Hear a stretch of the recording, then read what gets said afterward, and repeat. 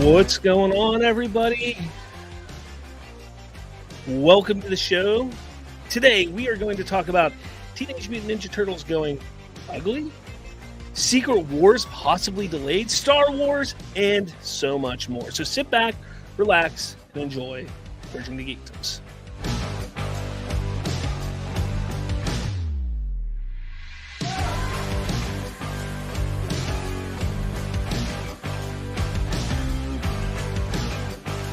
What's up, everybody? How's it going? Woo! Another show. That's for sure. This is a show, all right. All right, so how's it going? Yeah, I started a little early today. Family stuff, so it was a later start than normal, but earlier than what I initially scheduled the show for. But how's it going, everyone? Man. I am your Dark Lord of the Sith, Robert Slavinsky, and with me today is nobody, as of right now at least. Maybe somebody will pop on, I don't know. I really don't know. I'm hoping this will be a good show. There's a lot to talk about, for sure. You know, The Mandalorian Chapter 18 came out this week, and wow.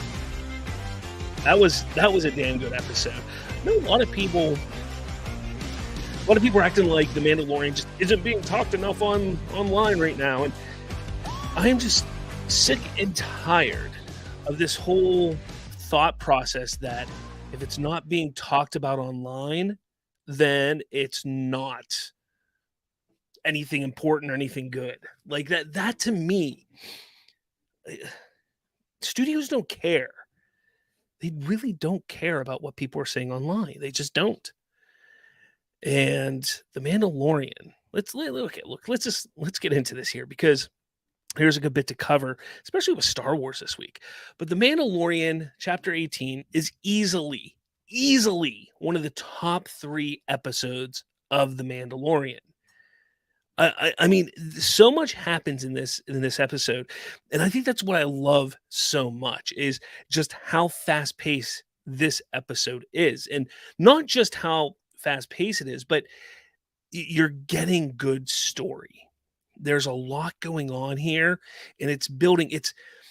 We knew going into this season that we were going to eventually see Mandalore, but I think we all believed that the way they've been telling the Mandalorian stories, we probably all felt that this is going to be, not seen until 3 or 4 episodes down the line. But they quote unquote rushed into it. And that's okay. I'm a big person. I hate filler episodes. I hate any television show. I understand why they're there. I don't like them, though.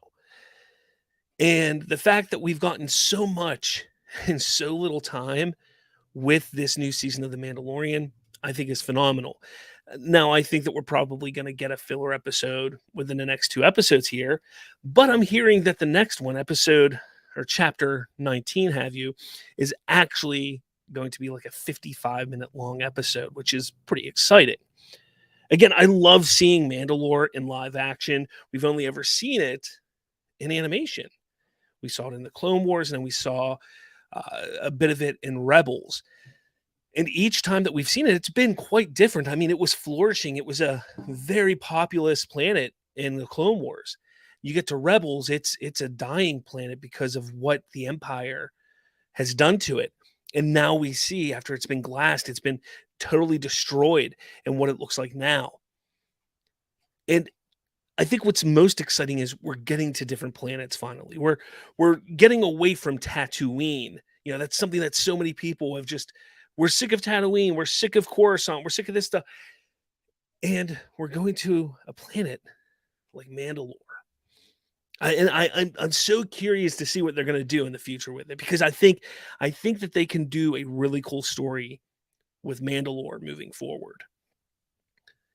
Grogu. Let's talk about Grogu. Grogu was phenomenal in this episode.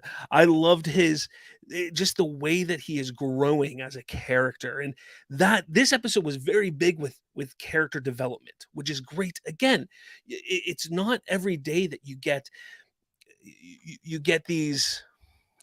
How do I put it? Um, great moments with a character that one doesn't even speak or talk, but one that we've been growing with for already 18 episodes, 17 episodes to this point. And the moment, like there's a little moment so far in this season when Din Djarin's talking to Grogu and teaching him about being a navigator and being a good Mandalorian is about knowing how to navigate. And that, it's then called back to later on in the episode. And it's a beautiful moment, and we're seeing, like I've said many times, this is a show about a father and a son. That's what The Mandalorian is. It's a father-son story. And I love seeing that. I love seeing that these two people or beings are, this father and son, their relationship growing. And I hope they continue to build on that in different ways. I know that we've seen the love, we've seen the attachment. Now we're seeing the training, per se, on how Din is training Grogu.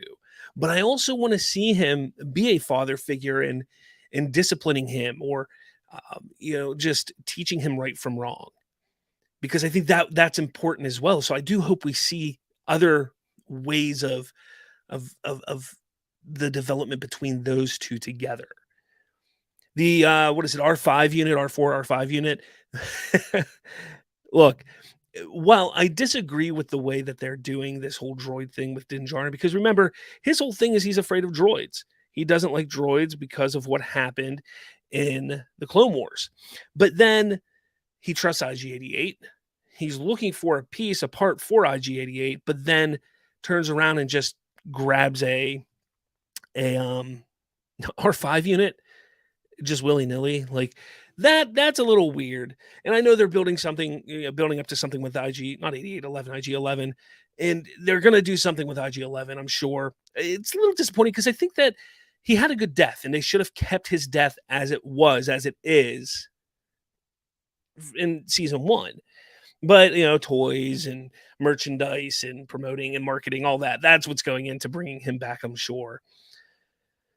The creatures on Mandalore were really interesting. The first creatures that they encounter really is reminiscent of like Lost in Space, I felt, which is really cool.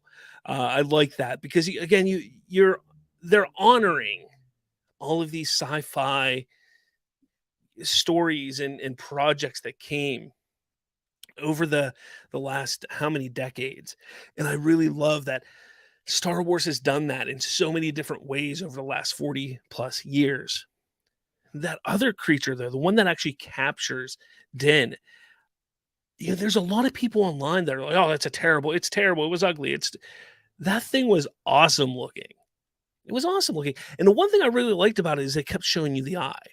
And I think the reason it kept showing you and focusing on the eye is because of what happens towards the end of the episode, to kind of do a quick little, reveal or bait and switch have you at the end of the episode.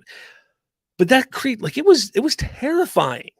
Absolutely terrifying. I think one of the great things about it is it doesn't speak, it doesn't talk, and that is a great thing about it. Is eh, I don't like, the one thing that I don't like about this new Star Wars is how everything, almost every creature that we've really run into, especially in the Mandalorian, just talks basic. They talk English, is what we would call it, but basic.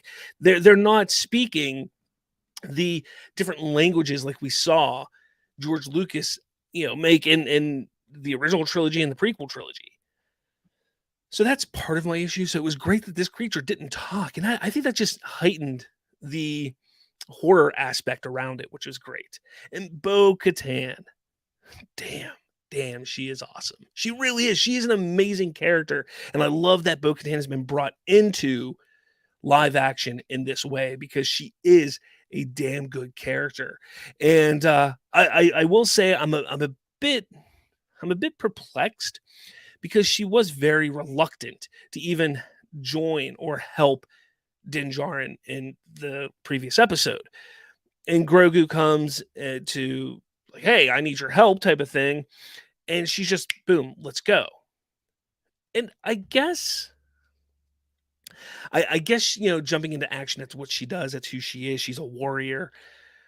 But I feel that there's more to it. I think we're going to learn a bit more with that. I think the big reason why she jumped into action is partially because of the dark saber, but I think there's more to it with those two. I think we're going to see. Is it going to be a relationship? I don't know, but I think there's going to be some kind of something between the two. I'm not saying romantically. I just think there's something there because he has the dark saber, she wants the dark saber, but she is being honorable. She's not just taking it. She's needs to win it in battle. So it's really interesting to see how that's going to all play out. And obviously, the big reveal at the end was the Mythosaur, which was just absolutely phenomenal. The fact that we've got live action Mythosaur. Is this live? This is live, Royce. This is live. Yes. How's it going? Yeah, the live action Mythosaur finally, like for decades. We first saw the sigil on Boba Fett's left arm or left shoulder for decades. And we've heard the myths, we've heard what this Mythosaur was all about, but then we finally get it in live action. And that's what I was talking about the eye of that other creature, because they focused on that eye because it was in that moment when they're underwater, they see an eye very quickly before the whole Mythosaur is kind of revealed and swims away. I think that was kind of the whole idea, was you have this creature with the eye. Oh man, it found us. It's coming out. Oh no, it's something different. So this episode was phenomenal in so many different ways, just in character development and pushing the story forward, and just the pace and how fast we got to this part and point of the story. It's phenomenal. And yeah, I love it. I truly do love what they're doing with the Mandalorian. I can't, like I said last week, when we all watched Andor was good. It was good for what it was. But there's something about The Mandalorian. The Mandalorian, it makes me feel happy and giddy because it feels so much more like Star Wars. It feels like Andor is a story written outside of the Star Wars universe and placed into Star Wars. The Mandalorian is a Star Wars story, and it's written within Star Wars. And that's the difference.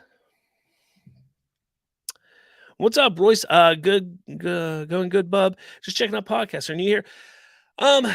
Twitch, we don't really do stream on Twitch much. Honestly, yesterday was I streamed live gaming for the first time on Twitch, where like I had a picture up and everything like that.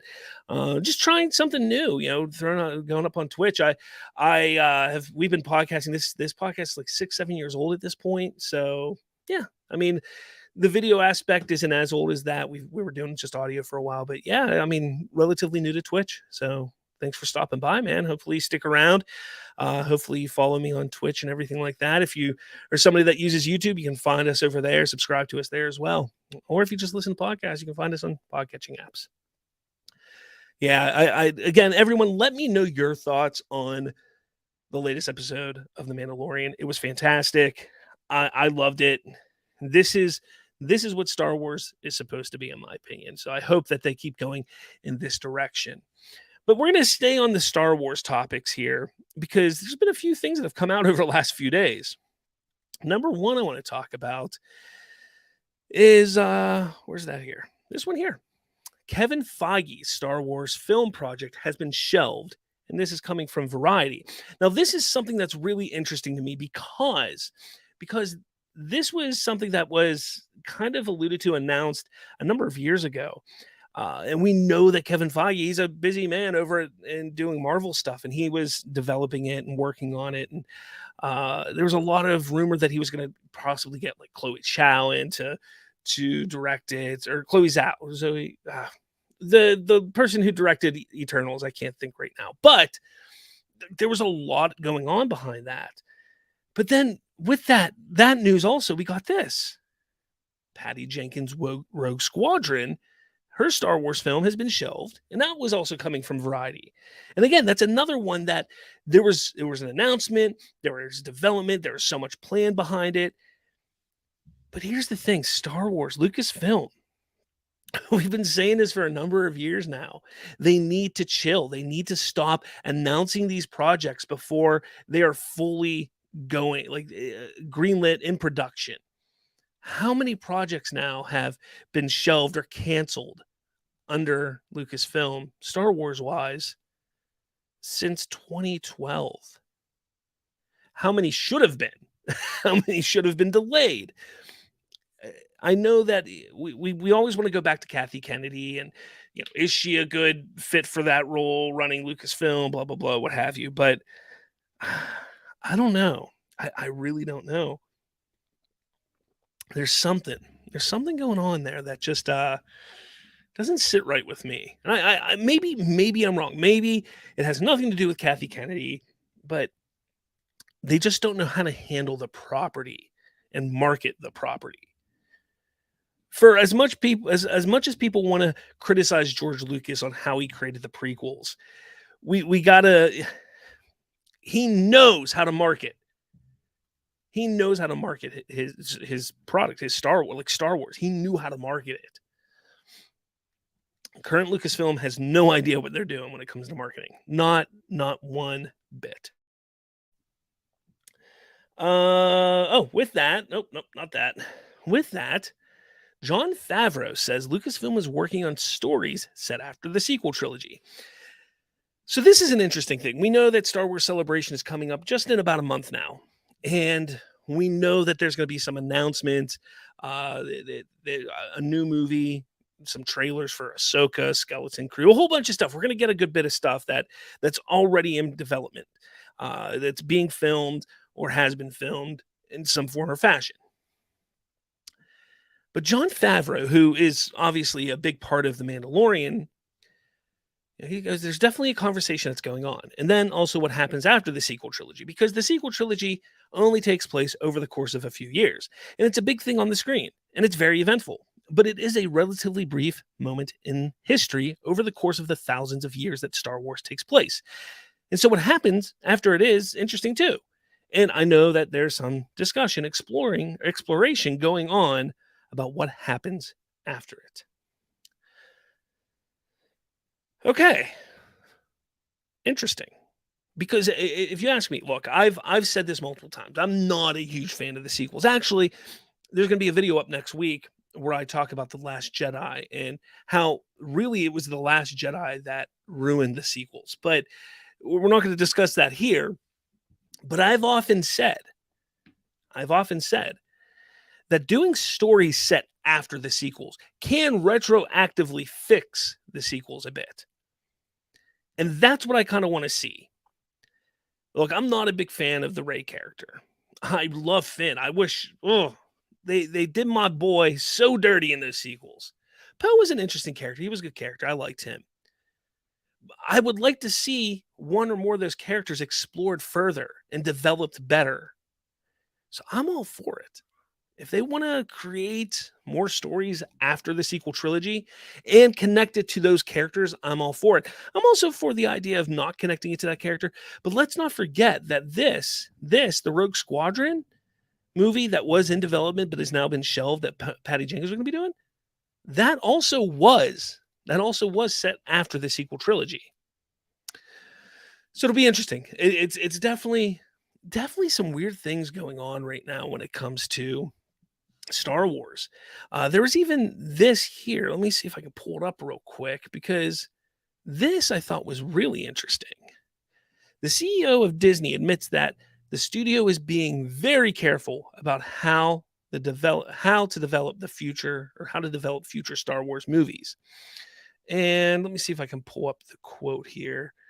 I just read it a little bit ago. This is what happens whenever things get released. Look, I can't find it, but there's this discussion and talk that things need to slow down a bit at Disney.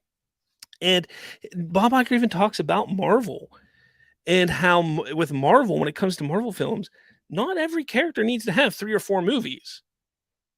Sometimes you have to explore new characters and build out the universe and not focus on those older characters that have been around for 10 years,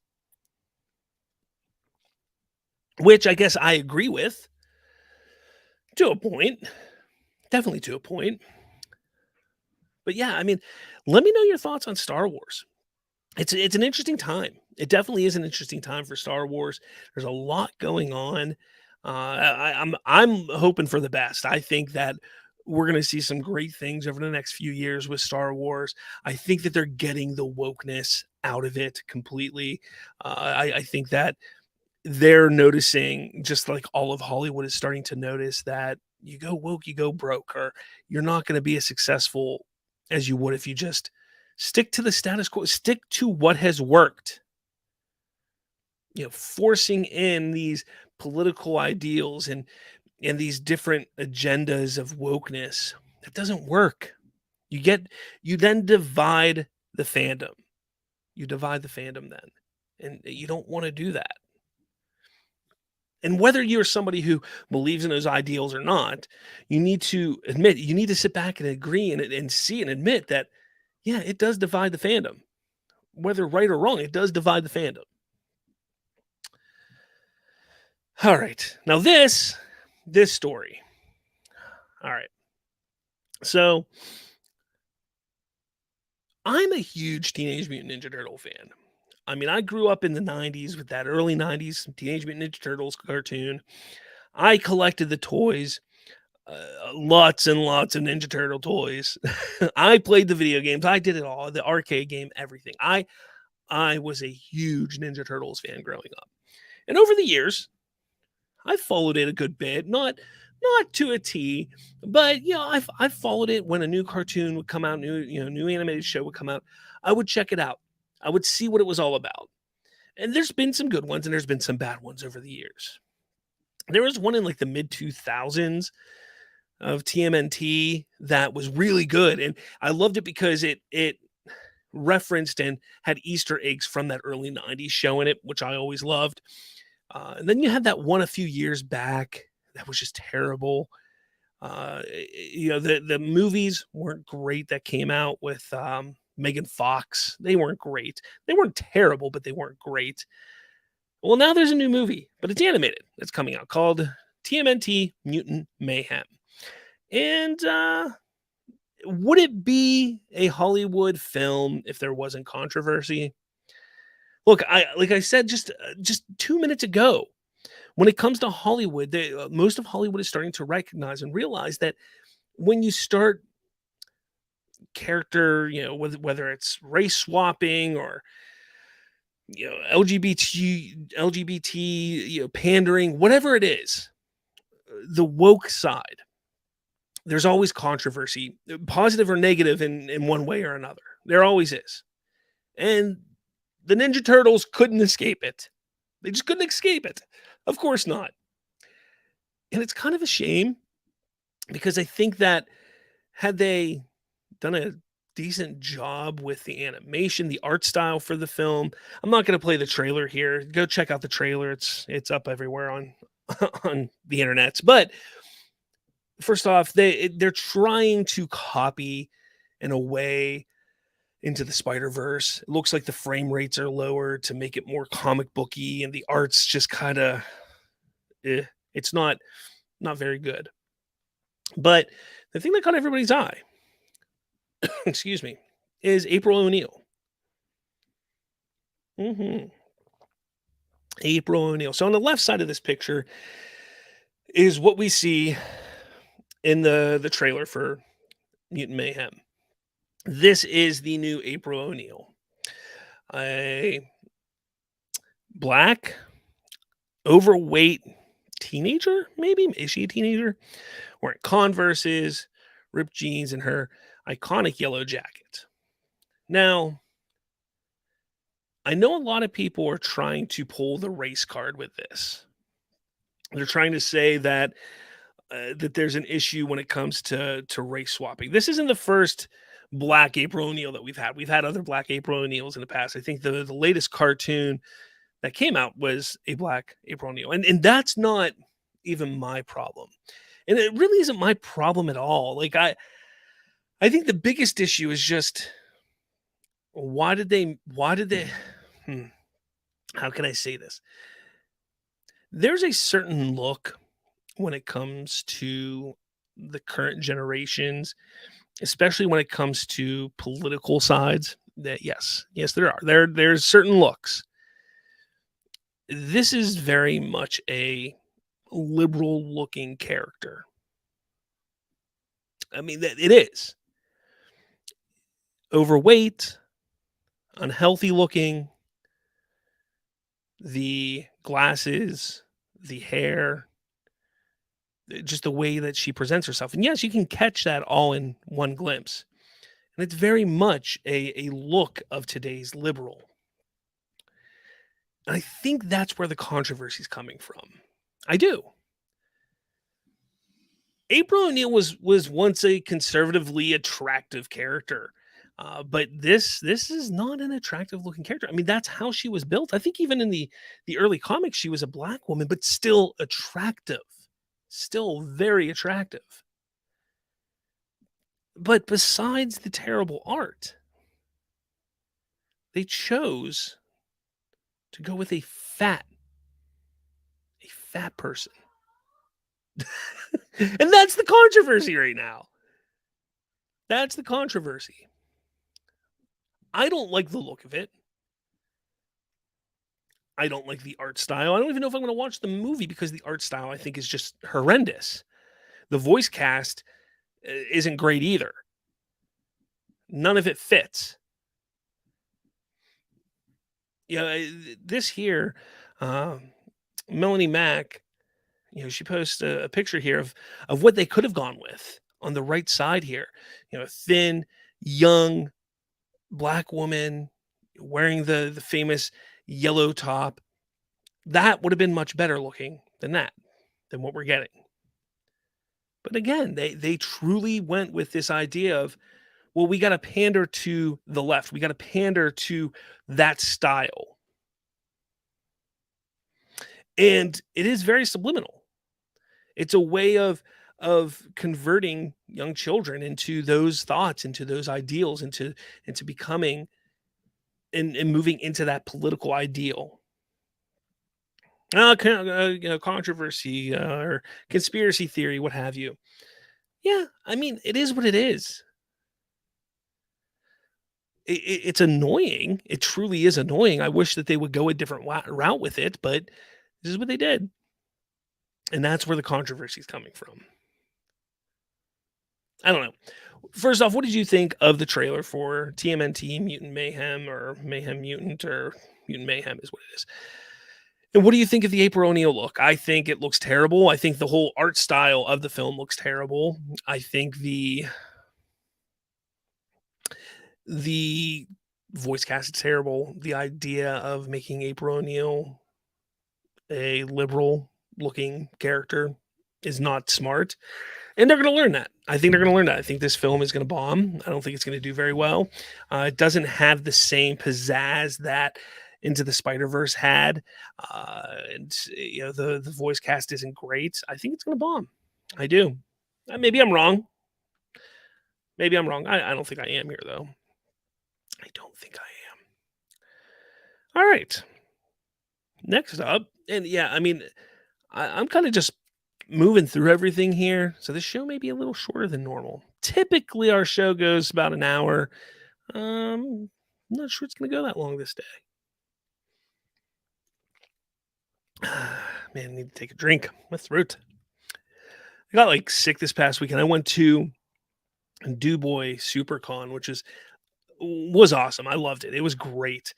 But I had no voice and I couldn't do anything I wanted to do there, which was unfortunate. I got to do a little bit, got to promote the show, but my voice still isn't back all the way. And if I talk a little bit too much, you can start to hear the raspiness and everything. It sucks. I don't know what the heck got me this week. Actually, last week it was a sinus thing, then it went to my throat. It just was terrible. But before we get into our last topic here, here's a message from our sponsor, HelloFresh.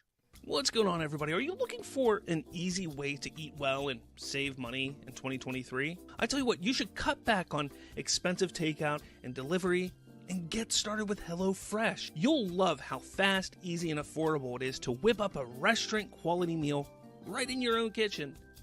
With HelloFresh, you get fresh, pre-portioned ingredients and seasoned recipes delivered right to your doorstep.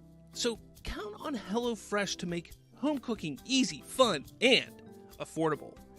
That's why it's America's #1 meal kit. To try HelloFresh, just click the link below for a special limited time discount plus free shipping. What are you waiting for? Try HelloFresh today. Yes. Thank you very much to HelloFresh for helping us out this month, being a sponsor, helping us pay the bills, keep the lights on, all that jazz. It's great. Big things are happening for this show here. Big things are happening for the podcast. It's great.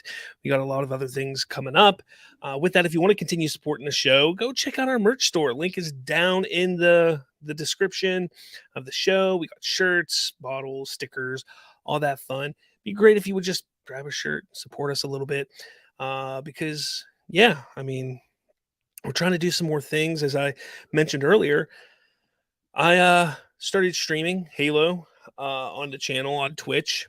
Also throwing it up on the YouTube. It's not our main focus on YouTube, but just more content to get up there. I know Colton's going to start doing that as well. So we got some cool things going on and some other stuff in the works. We're going to be at conventions. We got interviews. I'm going to be at Three Rivers Comic Con June 3rd and 4th. So if you're in the Pittsburgh area or going to be heading to Pittsburgh or heading to Three Rivers Comic Convention, you can catch us there. So that'd be pretty cool. It'd be nice to see people there. Oh, man. It's been a week. It really has. Man, I'm tired. I'm tired. All right. Well, let's get into our next and final story here, final discussion here. Which is going to be Marvel Cinematic Universe. We've been doing a lot of talking about Marvel Cinematic Universe the last few weeks, and for good reason. Honestly, I mean, when you think about it, there's a lot that good from the Marvel Cinematic Universe over the last 12, 13 years, but lately there's been a lot of bad. And it's worrisome for me at least. But there was a glimmer of good news this week. A nice little something to get people excited for what's to come. According to the Hollywood Reporter, their sources claim that Jon Bernthal's Punisher will return in the upcoming Disney Plus series Daredevil Born Again. That is huge news. Because I know I was a huge fan of his Punisher. I'm sure you all were a big fan of Jon Bernthal's Punisher. That may have been one of the best aspects of the Daredevil show. Now, obviously, the first was it the first season of Punisher or second season? I think it was the second season. I can't remember which season it was. I want to say it was the second season. Was absolutely phenomenal. Was there one season or two seasons? See, I can't even remember now. It's been so long. It was phenomenal. So hopefully this sect of Marvel will keep the core and the heart of what made that character, that show so good. That's what my hope is. There's also a rumor coming that, now this is a rumor coming off of Reddit. And obviously, if you are somebody that's ever perused Reddit or have gone on to Reddit or know what Reddit is, you got to take it all with a grain of salt. But an interesting rumor, and it makes a lot of sense once I talk about another subject or topic here. Secret Wars may have been pushed back to 2028. Now, remember, there was a time when Secret Wars, I think, was supposed to come out in 2025, end of 2025 or something like that. And then it got pushed back to the middle of 2026 or end of 2026. I don't remember. Now it says it's being, not only is it being pushed back to 2028, but possibly split into two films, part one and part two. And that kind of makes sense to me when you take a look at what happened with the first overall arc of Marvel with the Infinity Saga, and it's reminiscent of what they did with those last two Avenger films there, where originally it was going to be Infinity War Part 1 and Part 2. So my guess is it's going to be Secret Wars and then Endgame Wars. I don't know. But I think that's what they're probably going to do. They're probably going to split it into two parts like that to spread out the story in a way, which is fine. Which is very, very fine. Because the amount of projects that have been currently being worked on, the amount of projects and issues that they've had with these projects at Marvel, with the VFX, the story's not hitting, the reception is not there, the wokeness not being received well. They need to sit back and take time and re-evaluate and possibly rewrite and really focus and get down to business on these projects. It looks like they're not trying to rush anymore. And Bob Iger recently said, and let me see if I can pull it up here.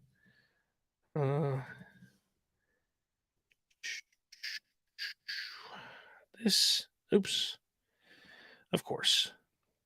You gotta love technology, you know? So over on the IndieWire, I'm pulling that up here. I don't think it was IndieWire that said it, but where is it? During Disney's Thursday presentation at Morgan Stanley's 2023 Technology, Media, and Telecom Conference, Iger spoke about the future of Marvel at the company. During the next 5 years, Iger said Disney would reevaluate whether certain characters need sequels or need to be brought back at all. Marvel, there were 7,000 characters. There are a lot more stories to tell, he said. What we have to look at, Marvel is not necessarily the volume of Marvel storytelling. Look at Marvel. It's not necessarily the volume of Marvel storytelling, but how many times we go back to the well on certain characters. Sequels typically work well for us. Do you need a third or a fourth? Or is it time to turn to other characters? There's nothing in any way inherently off in terms of the Marvel brand. I think we just have to look at what characters or stories we're mining. And if you look at the trajectory of Marvel over the next 5 years, you're going to see a lot of newness. We're going to turn back to the Avengers franchise, but with a whole set of different Avengers. So obviously, when he says we're turning back to the Avengers, yes, we're going to have Kang Dynasty. We have Secret Wars coming up. There's a lot more stuff coming up in regards to that. And we know that we're going to be getting new characters. I mean, we've already gotten a handful of new characters. But the one thing that I really like that he talks about, and I wouldn't be surprised if he's talking about stuff like this. The one area he says, how many times do we have to go back to the well on certain characters? Sequels typically work for us. Do you need third or fourth? I think we just have to look at what characters or stories we're mining. And if you look at the trajectory over the next few years, do we need a third or fourth film? Or is it time to turn to other characters? That, I think, is a very, very important quote. And I think one that he's told to Kevin Feige, like, look at She-Hulk. She-Hulk was a disaster, an absolute disaster of a show. Do I think that she should get another chance as a character? You get the right writers in there, the ones who know how to write comic book stories and adapt them to the screen and not push an agenda, 100% yes. Take a look at Captain Marvel. People were going to sit there. I said this whenever they announced it. Captain Marvel, that movie was a train wreck because Brie Larson. Nobody likes Brie Larson. Not a single person likes Brie Larson. But here's the thing. They are making a sequel. but they didn't call it Captain Marvel. And not only that, they didn't keep her as the sole star of the film. They brought in 2 other characters to star in that movie. They did that for a reason. Kevin Feige is not dumb. He knew, as well as everybody else, if they just did another Captain Marvel film, Captain Marvel 2, it wouldn't do well. But you add 2 characters, especially Miss Marvel, Iman Vellani, who was one absolutely adorable as Miss Marvel, and she looks to be an amazing actress who has a huge bright career ahead of her. Marvel got her first, and they're going to utilize that. They're going to use her skills. She's going to be the breakout in that film. Not Brie Larson. Not even a little bit. So that is what is going on at Marvel. They're going to reevaluate everything. And to me, that's what they need to do. Because we have Guardians of the Galaxy, which is the third in the trilogy. It's going to end the series. Will we get a new Guardians team at some point? Will we explore that section of the MCU at some point? Maybe down the line, but I don't think it's going to be anytime soon. The Marvels I just talked about, New World Order, which is Sam Wilson's Captain America, which I think that they're going to pull back on his character a little bit. I loved that show. I thought he and Bucky were great. They have great chemistry on the show. It could have been better. It obviously wasn't made for me and my demographic, but it was still a good show. We got Thunderbolts coming out, which I think is more of a response to Suicide Squad over at DC in that regard. We got Blade. That's different. Deadpool. So we got a good bit of different coming. But I think you take a look at the abysmal return that Ant-Man and the Wasp, Quantumania got. You take a look at how poorly She-Hulk did.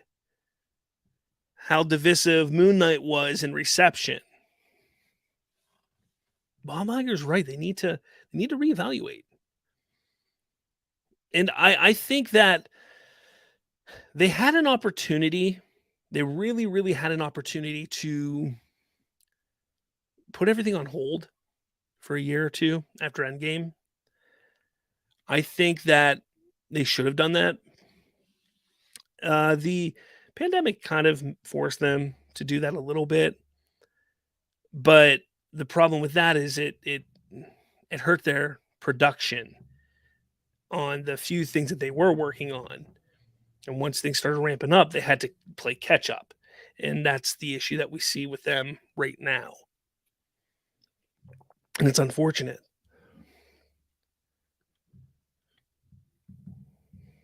I don't know, what are your thoughts? Let me know in the comments what you think about this. Marvel, Bob Iger, CEO of Disney. Look, we got to rethink this. And this goes in line with what they were saying, what we were talking about with Star Wars earlier. They have to get on track. There's something. Now, the Star Wars had this issue even when Bob Iger was there last time, before Bob Chapek took over. Bob Iger was in charge, and Star Wars was still having this mess and debacle. But I think he realizes, we got to take care of this now, or it's going to be a brand you can't really utilize down the line, which is upsetting because Star Wars, I think, is a brand that should be able to continue forever. I mean, come on, take a look at The Mandalorian was phenomenal this week.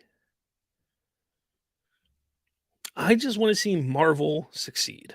I want to see Star Wars succeed. I want to see DC succeed. I do. I really haven't talked much about DC today. There was nothing really going on in the DC world, I don't think. Let me double check. We talked about that last week. Yeah, there's not much. There really isn't much. Yeah, I think this is like I said, this is a I can't talk. Short show this week. Normally, if I have,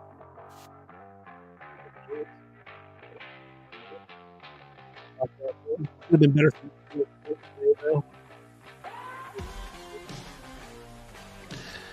Yeah, I think that's about it, guys. I gotta say, next week, The Mandalorian. Oh, I can't wait. I was even spoiled this week's Mandalorian episode before it came out. It didn't matter. It was phenomenal. Absolutely phenomenal. I loved it. Excuse me. It was great.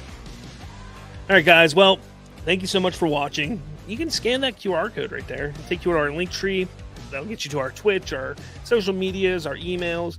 Send us an email, btgpod@outlook.com. Send us your questions. I want to start answering questions at the end of the show. That'd be fun. I think it'd be a lot of fun. Yeah. I don't know, man. I think that's about it. Smash that like button, hit subscribe, all that jazz. And with all that said, I'll talk to all of you later.